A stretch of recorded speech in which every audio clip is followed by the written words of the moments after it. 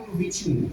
Peço aos irmãos que não fechem suas Bíblias. Amém. Que hoje nós vamos aprender mais de Deus lendo a Bíblia, a palavra de Deus. Quem já achou, diga amém. Amém. Quem não achou, diga assim, espere. Isso que eu espero. Nós esperamos. Amém? 2 Pedro, capítulo 1, versículo 12 ao versículo 21 diz o seguinte.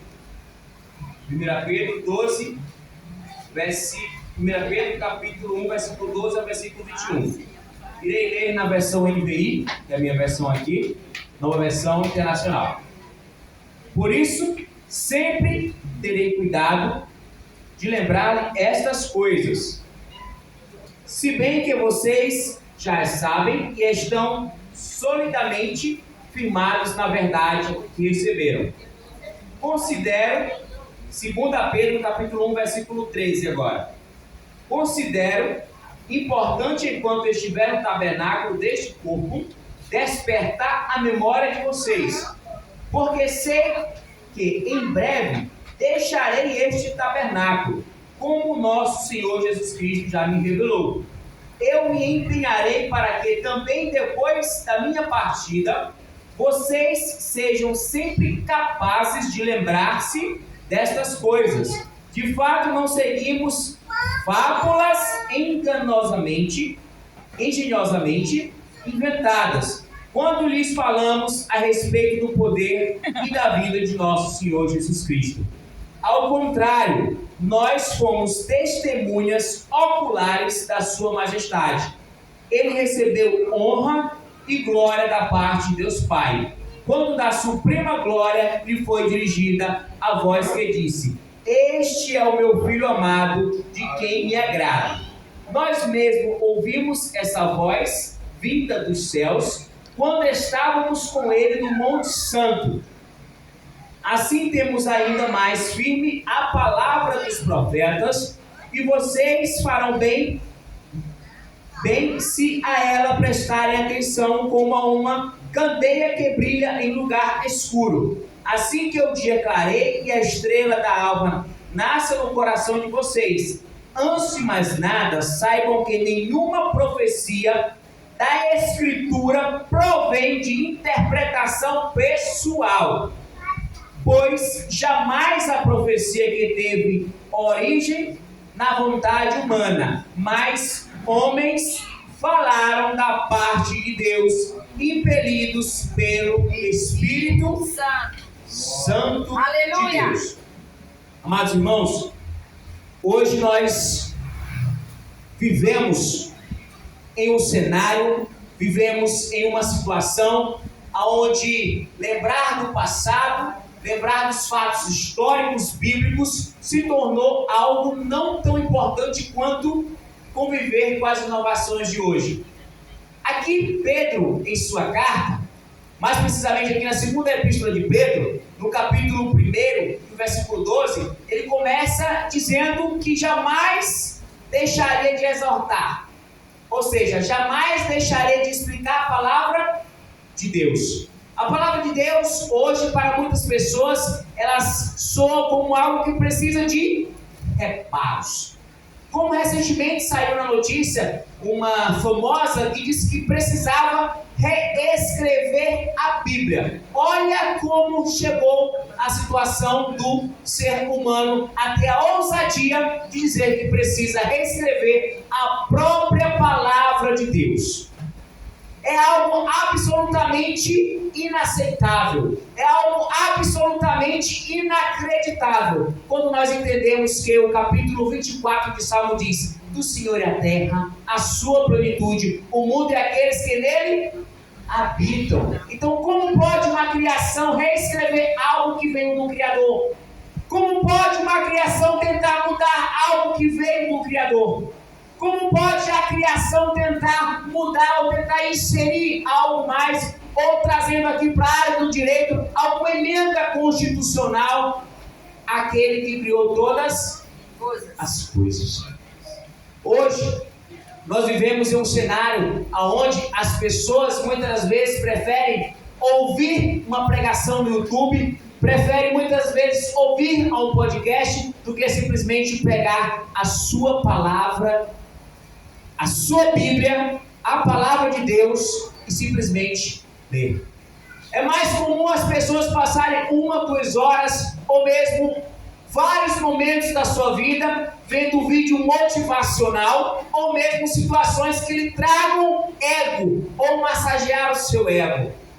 Mas hoje, nesta noite, no nome de Jesus Cristo, eu vim dizer para você, meu amado e minha amada, Aleluia! comprada, lavada pelo sangue de Jesus Cristo, Glória a Deus. que você deve ficar alicerçado na palavra de Deus. Aleluia. E assim como Pedro falou, que ele quis dizer o seguinte, que deveria estar exortando os irmãos até enquanto ele estivesse vivo. Trazer à memória situações do passado é algo que não é comum na sociedade contemporânea. Por quê? Porque hoje as pessoas preferem idolatrar várias outras coisas. Hoje na escola bíblica dominical, o pastor Raposo estava fazendo um comentário e disse o seguinte: tudo aquilo que te tira da presença de Deus é idolatria. Irmão Gleison, mas eu não estou como no período passado, mas eu não estou como no período do Velho Testamento, de fazer esculturas, de fazer um local, de fazer um altar e adorar algum tipo de imagem. Mas tudo aquilo que te impede de chegar à vontade de Deus é um ídolo que precisa se tirar. Verdade. É um ídolo e precisa ser arrancado de nossa vida. Imediatamente. Paralelo a isso, como Pedro fala aqui no versículo 12, que ele diz o seguinte: pelo que jamais deixarei de exortar-vos sempre acerca destas coisas, ainda que vocês saibais, estejais firmados na verdade, na pura verdade. Ainda que todos vocês saibam a necessidade de evangelizar, ainda que todos saibam a necessidade de frequentar a escola bíblica dominical, mas nesta noite não deixarei de vos avisar e vos alertar a necessidade do comprometimento contínuo com Deus. Aleluia! Nós cristãos não devemos somente um domingo do mês, somente um domingo a cada 20 dias, somente um domingo a cada 45 dias. Mas Deus conta comigo e com você. Aleluia! Glória a Deus! Certa vez me perguntaram: Gleison, qual é o melhor local para se aprender?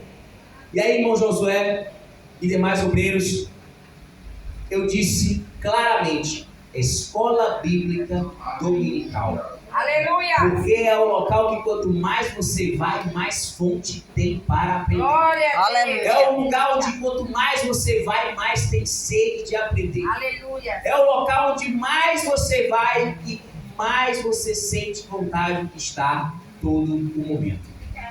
Ontem teve evangelismo aqui na área 1, e aí, olha só o que Deus tem preparado para mim e para você.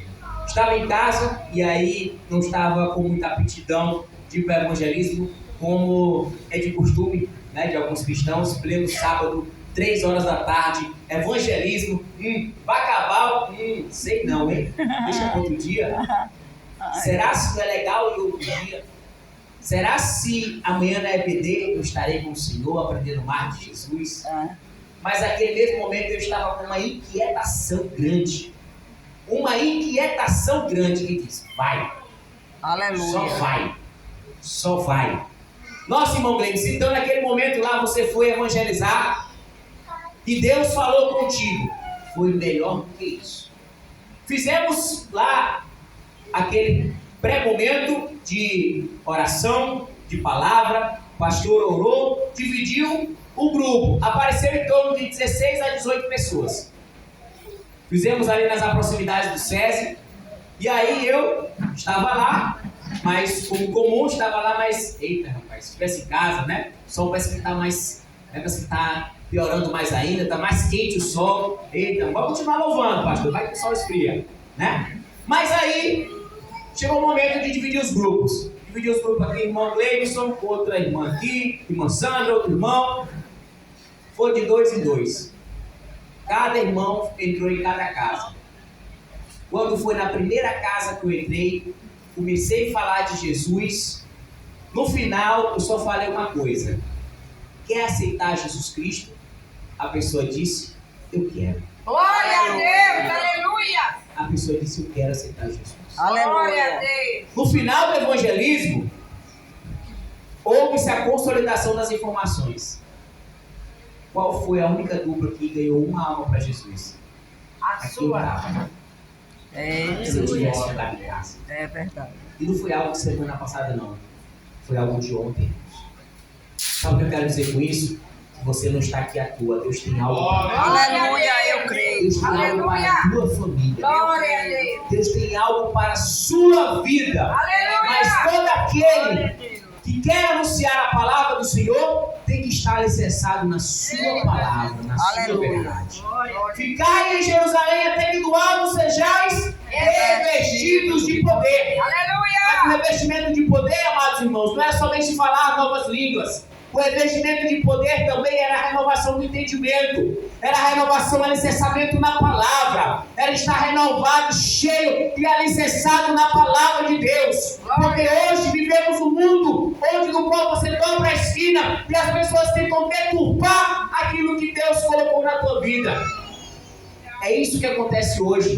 Quando você pega o seu celular e vai olhar, deturpação da família, deturpação da amizade, dizendo que hoje todo mundo é falso, dizendo que hoje a família é só você e ninguém mais. Ei, isso é coisa do diabo, porque você tem uma família terrena, você tem uma família celestial e você tem um Deus que zela por você. E era isso que Pedro está falando aqui na sua carta, que enquanto ele estivesse vivo, ele estaria lembrando aos irmãos a importância de estar alicerçado na palavra de Deus. Quando nós olhamos mais para frente, ele diz, e tenho por justo, enquanto estiver nesse tabernáculo, despertai-vos com admoestação. Sabe o que eu aprendo aqui, que trago para os irmãos? Pedro não estava preocupado em agradar ninguém. Pedro não estava dizendo, enquanto eu estiver aqui, estou aqui para trazer motivações para você. Pedro não estava nem aí para ninguém. Pedro estava o quê? Anunciando a palavra, anunciando a verdade. E sabe o que acontece? Quando anunciamos a palavra, a verdade, a palavra, ela causa impacto. Aleluia. A palavra, ela causa circunstância. A palavra, muitas das vezes, ela vai lá e traz um desconforto na vida do cristão. Por quê? Porque a palavra de Deus que causa mudança.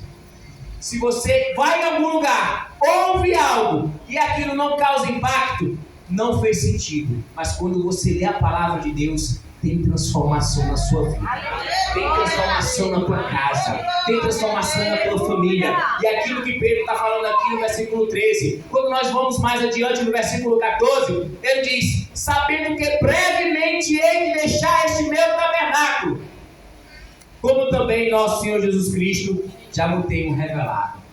Cristo já tinha mostrado para ele. O que eu aprendo aqui e trago para os irmãos? Quem tem comunhão com Deus tem revelação. Aleluia. Quem tem comunhão com Deus não precisa para ouvir para a irmã Y, Z, H, seja que for o alfabeto inteiro, alfanumérico, a irmã nem vai fazer uma revelação. Ei, a própria revelação é a palavra de Deus. Aleluia. A própria revelação é a palavra de Deus. Aleluia. Então não precisa você se preocupar. Ei, irmão Gleison, eu tenho que contar as horas que daqui a pouco a irmã vai estar em tal lugar, eu preciso ouvir aquilo que Deus tem preparado para mim. Ei, entra no teu quarto, pega a palavra de Deus e lê, e veja o que Deus tem preparado para ti. Glória a Deus. Pedro falava aqui, olha só aqui em 2 Pedro, capítulo 1, versículo 14. Sabendo que brevemente ele iria deixar o tabernáculo, como também nosso Senhor Jesus Cristo já tinha revelado. Quero enfatizar isso mais uma vez para os irmãos, sabe por quê? Porque a revelação de Deus não está delimitada somente ao irmão.